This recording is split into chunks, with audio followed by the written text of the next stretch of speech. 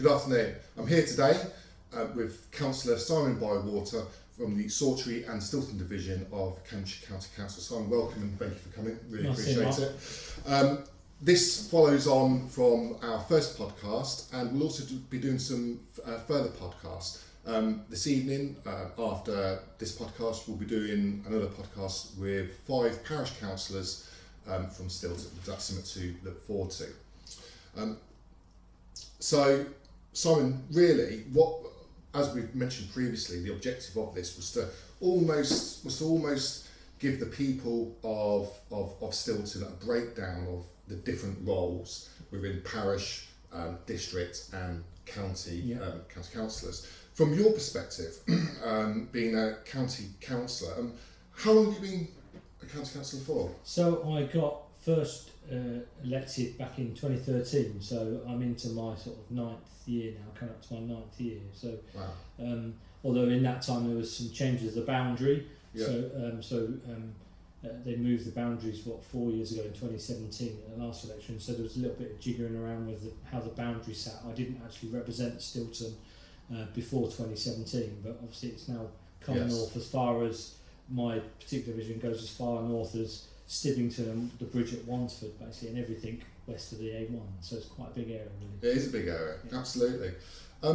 We're obviously going to get into the details of your role as a county councillor in a minute, but like always, we also want to know more about the person behind the role. So what's your profession, what's your hobbies, your interests outside of being a councillor?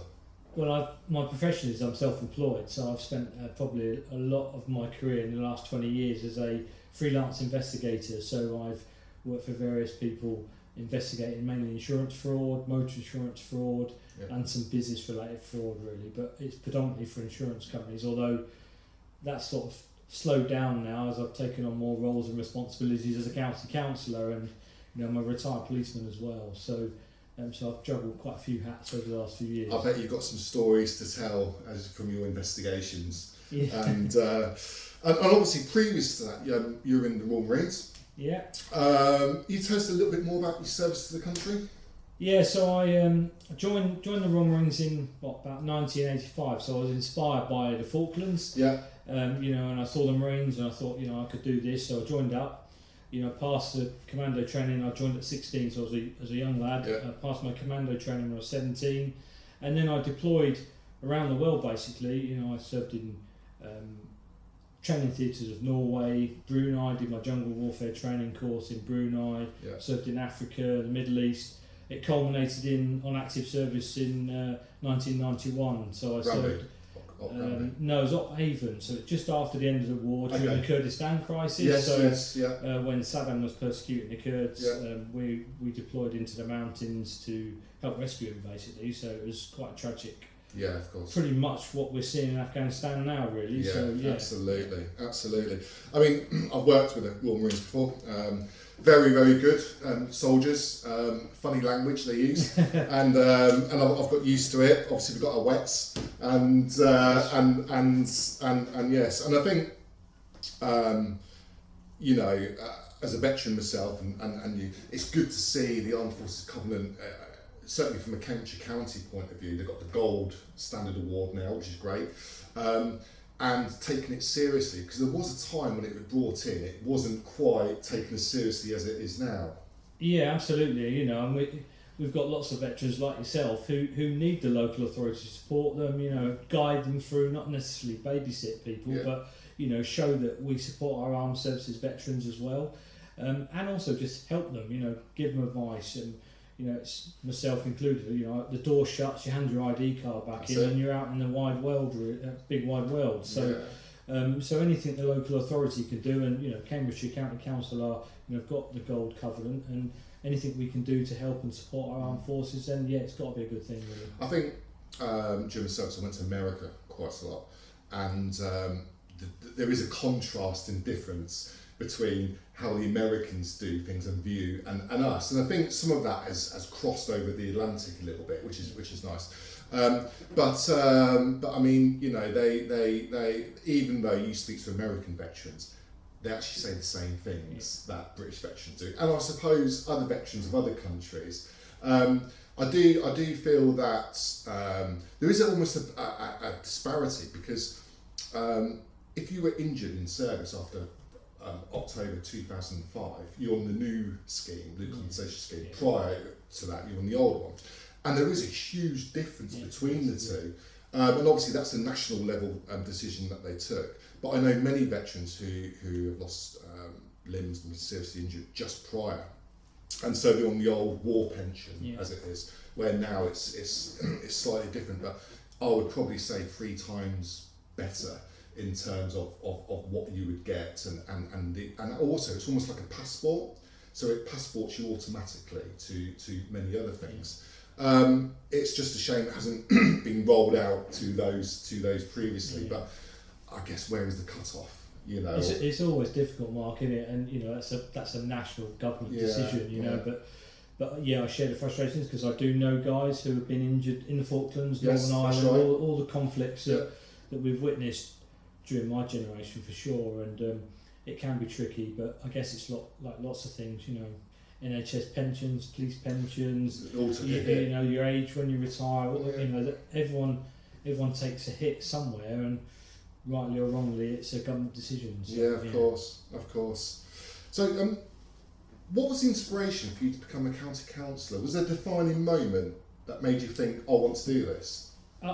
There was a little bit, I guess. You know, with my police background, I've always been into sort of community cohesion, and you know, I obviously worked in Manchester as a policeman and worked on an estate where community relationships was key. So there was always part of me that still wanted to go back into that, really. But you know, the elections came up, and I actually thought, you know, I'm at home, I work at home, I'm around the community a lot, I know lots of people. Why not? Why not put my head above the parapet rather than just sit there and complain about it? You know, I thought, well, you know, I'm going to give it a go, and I wasn't massively into politics, local government or anything like that. It was just that I felt the urge that I wanted to try and help people and just try and improve things locally, really. Yeah, absolutely. I mean, it takes, how many hours would you say, aside from your day job, would you spend during the week doing in the role of county councillor? It's difficult to say, Mark, because I've just, you know, if you're a chairman of the committee at the county council, it pretty much becomes almost a full-time job. So I was chairman of the Children and Young People's Committee up until the recent election. So I did 4 years as chairman. And you know, you've got responsibility for all the education in the county, for all our maintained schools. You've also got the responsibilities for children's social care. So, you know, any children who are in foster care, ensuring that the county council is delivering its statutory services, and you know, and being responsible for overseeing the budget of those services. So you can imagine that generated a lot of work for me. And it's really serious stuff. Hugely, because ultimately as a chairman you're the lead member, so you've got the statutory responsibility. So if something, touchwood, would have gone wrong, you know, I'm the one who has to stand up, or would have been as chairman, the one who's responsible for children's services in the county. So, you know, we've seen incidents around the country where there's been some tragic incidences. You know, we didn't want that happening in Cambridgeshire, and you know, I thought, you know, as a former policeman, I brought a lot of skills to that. We've got some great staff within Cambridgeshire, and you know, we're good. You know, so that's it's a huge responsibility, isn't it? Huge. What powers does Cambridgeshire County Council have or are responsible for that are perhaps different from district and parish?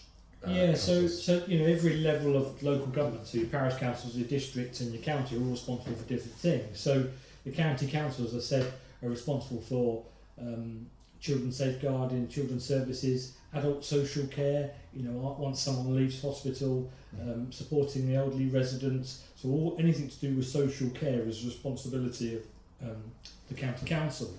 Highways, you know, maintaining our roads, you know, ensuring that stuff's kept suitable, up to date and clean. You know, sometimes we question about the potholes. You know, it's about money, but ultimately they're responsible for the highways, not the main A1, that's Highways England, but our A roads and our B roads that run through. Sure. And they're also responsible for things like waste, our recycling centres. Yeah. It's quite peculiar because the district council are responsible for collecting the waste, but the county council are responsible for disposing of it. Okay, so there's a lot of overlap then. So there is a lot of overlap, and there is a lot of cross-working, but And then obviously your district council oversees housing, all that sort of stuff really, and leisure. But yeah, so if you think about people, the county council is responsible for social care basically. Okay, and that's a big subject in itself. Huge. Isn't it? I think around about 80% of the overall county budget is to do with adults and children's services. Right. I mean, it's expensive, isn't it? Hugely. To publicly fund someone to live in a care home, I would imagine, or children's services are expensive, but good services cost good money, don't they? Of course they do, yeah. And, I think just keeping a child in a placement outside a county is around about £1,000. The average is about £1,000 a week. So there's 700 children in care. The money is ultimately the goals and getting our children to have successful outcomes is the most important thing, but it comes at an expense. Yeah, so 80%, if you look at that equation for your council tax, so 80% of your council tax goes to adult and children's social care. Okay, yeah. I mean, I'm sure there's no one who begrudges paying to help children and vulnerable adults. There's absolutely. And with those responsibilities you've mentioned, what achievements are you particularly proud of during your time so far as a county council? I guess is ensuring that the county council's children's services come out on budget. We're delivering good schools, new schools that are opened around the county, not just in my particular ward. You've seen Northstowe and Ely, Littleport, SEND schools. We've got a new SEND school going in at Alconbury, new secondary school going in at Alconbury. But on a personal level, it's achievements like getting funding for the playground in Stilton. We managed to get about £37,500 it's not an insignificant amount, is it? But those are the key wins, because that's what people wanted me to, hopefully elected me for, is to get some stuff for our local community. And we saw some big issues at Sawtree with the secondary school. We had a new building built there, which was all funded sort of through my help at getting funding at the county council, and things like this man cave in Sawtree where men can go in and utilise their skills, show skills and build stuff, and it's good for their mental health. So there's a lot of small things that have happened, but they are the most rewarding. But ultimately there's been a lot of work at the county council, which is what I represent the residents for really. So it must be quite rewarding when you get a win, and it must make you think that's why I'm doing this. Yeah, of course, it's absolutely, that's the whole reason why you do it. It's a personal satisfaction. It's not, you don't do it for the money, you don't do it for anything like that. No, it's about just trying to help people, and someone coming up to me and saying thank you, really, which means a lot, really, which is what motivates me really. Yeah, absolutely. What have you also found the most challenging during your time as the county councillor?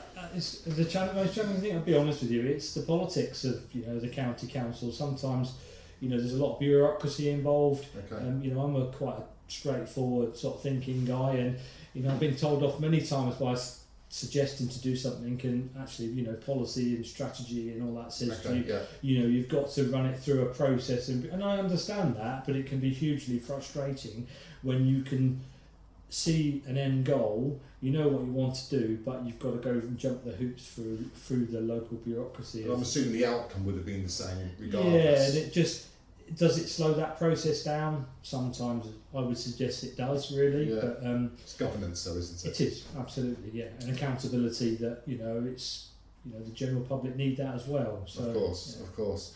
And during the years, how have you seen your role change, or has it changed? During COVID, it's massively changed. We went from, like lots of people, remote working. All our meetings were online. You were hosting committee meetings. I was chairing committee meetings. It was all done on Zoom.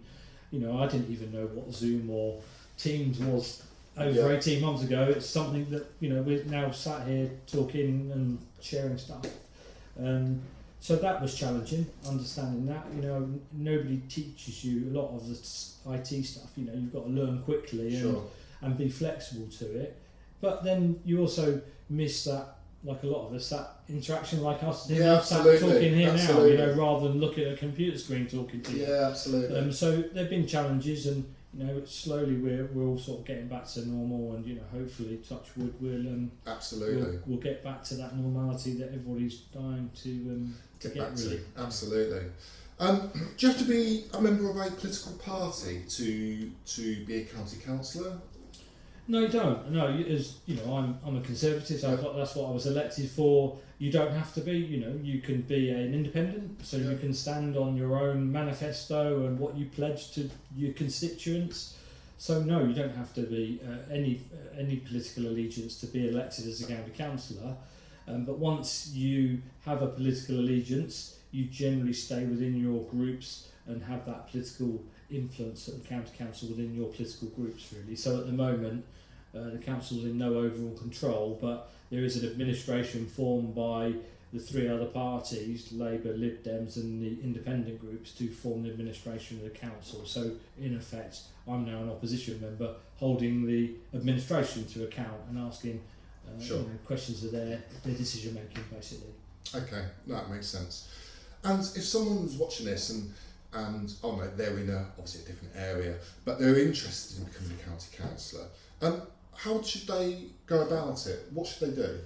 Well, I do research, find out about your local council, depending on whether you want to be a county councillor, go along to some meetings, read a bit of information. There's lots of public documents, so the county council share all their meetings are all shared online. Do your research, understand what you're letting yourself in for, because the county council has a lot of meetings during the day, so you need to have that ability to be able to attend meetings during the daytime. District councils not as difficult because you tend generally after work. Most people attend the meetings in the evening, and the parish councils are the same. The demands, as you go up the scale from parish, district and county, the demands, like any big organisation, become greater on you. But do your research, maybe speak to councillors, find out about what their commitments are, and and take the plunge if you want to. You go and get elected. Yeah, I mean, it's not. It's actually, you see people who propose to become elected, and they start months prior and build up their social media following and trying to gain influence. And it isn't a quick process, is it? You are in competition. Yeah, absolutely. And I imagine it must take quite a significant amount of your time to be able to sort of campaign and knock on doors and gain influence in key areas where you need to do it. Yeah, absolutely. It's hard work. I never take it for granted when it comes to an election. Despite I got a good majority in Cambridgeshire. As an incumbent councillor, it's what you do in between elections. You can put leaflets in people's doors, but actually I'm judged on what I do between election dates, really. Absolutely. So that was wise words that I was given to me by an experienced councillor. But it is about, you need a good pair of shoes. You need to get out there. I certainly don't take it for granted to get out there, and it's been difficult because of COVID in the last elections, because you couldn't knock on people's doors, but certainly putting a leaflet out there, having a social media presence. I do Facebook, I think we spoke before. I don't do Twitter.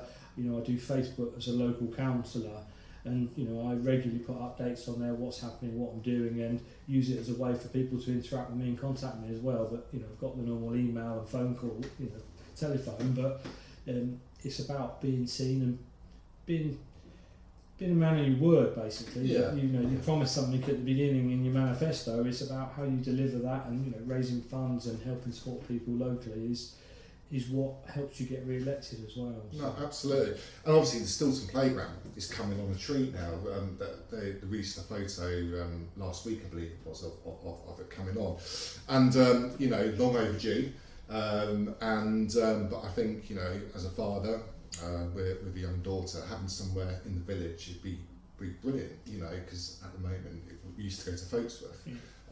So that's really good news about that, and the facilities as a whole, once it's all done, it's going to be amazing. Yeah, and I think that's about partnership working, because I could pinpoint the parish council in the direction to try and get funding, how we could go about it. The parish council have been very good in driving that agenda on applying for the funding, and jointly, this is what the outcomes is. By partnership working, you end up delivering the playground. Basically. Absolutely. And what would you say are the top 3 issues that constituents would come to you with on average? At the Well, moment? highways, Yeah. you know, it's obviously because ultimately there's only so much money we've got available. Sure. Potholes, you know, in an ideal world, I'd love to resurface all the roads, but that's not the reality. You know, the council have to be picky and choosy about what and how they repair it and how quickly they can repair it. So it's managing those expectations, but also holding the council accountable for, you know, this hole's here, it's been here, it's caused a lot of people aggravation. So that's highways generally. Schools, you know, people applying for school places, you know, Okay. children, you know, obviously we've got a great selection of schools now, and you know, travelling to school, so some of the schooling issues can be significant that I get questions for.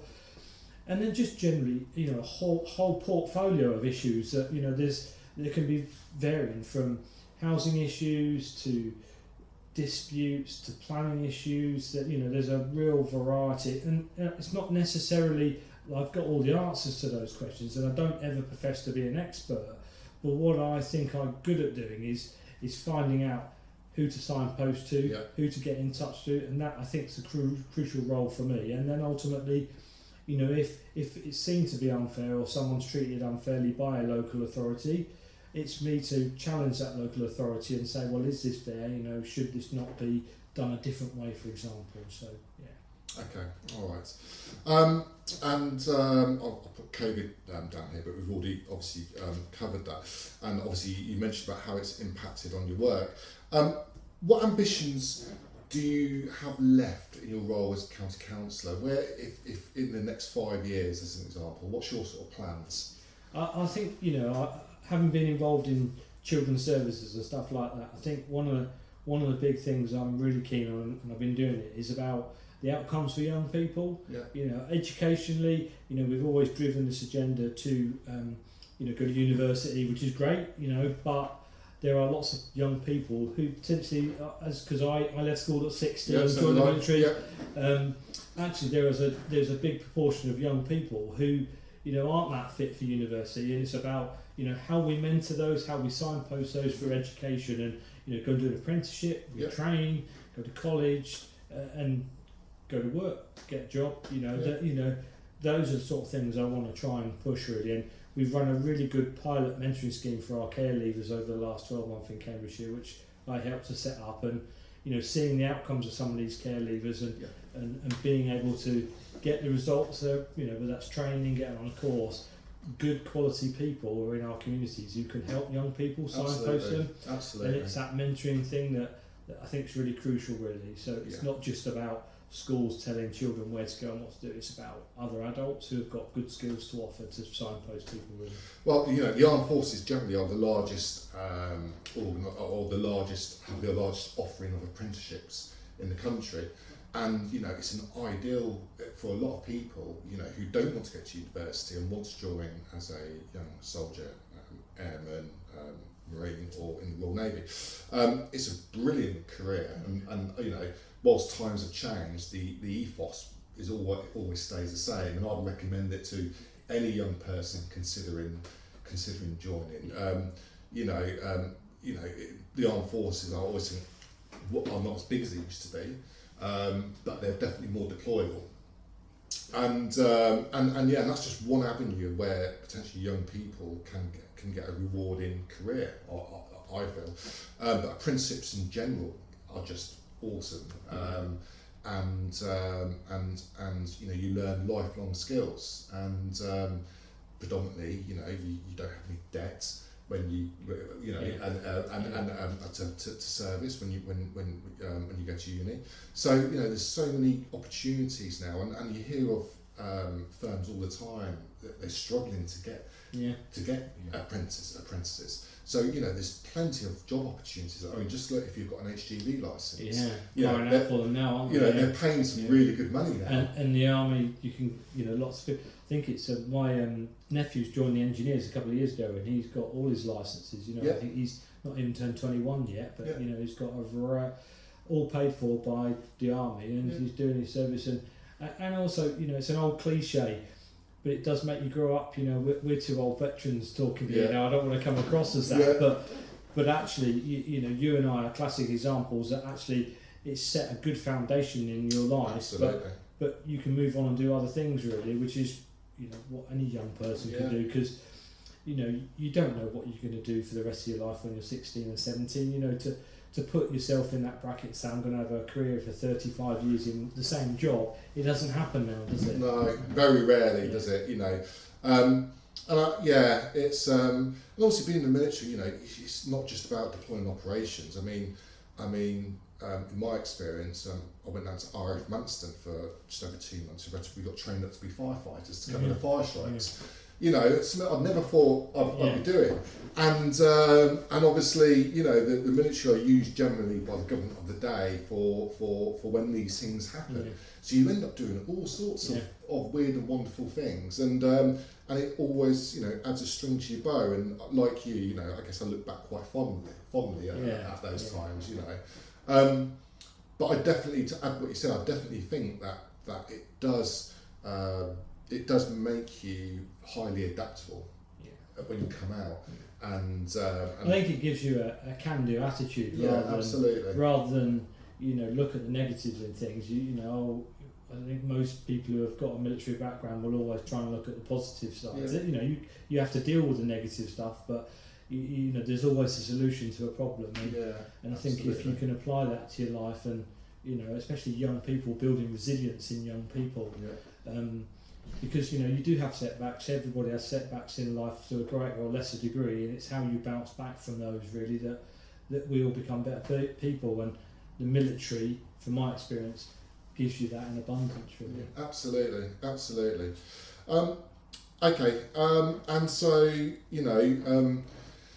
moving on. Stilton, obviously, as a village, there's some obviously big changes coming, and some large-scale developments, and it went to planning, then it refused them to appeal, then it got accepted, and etc.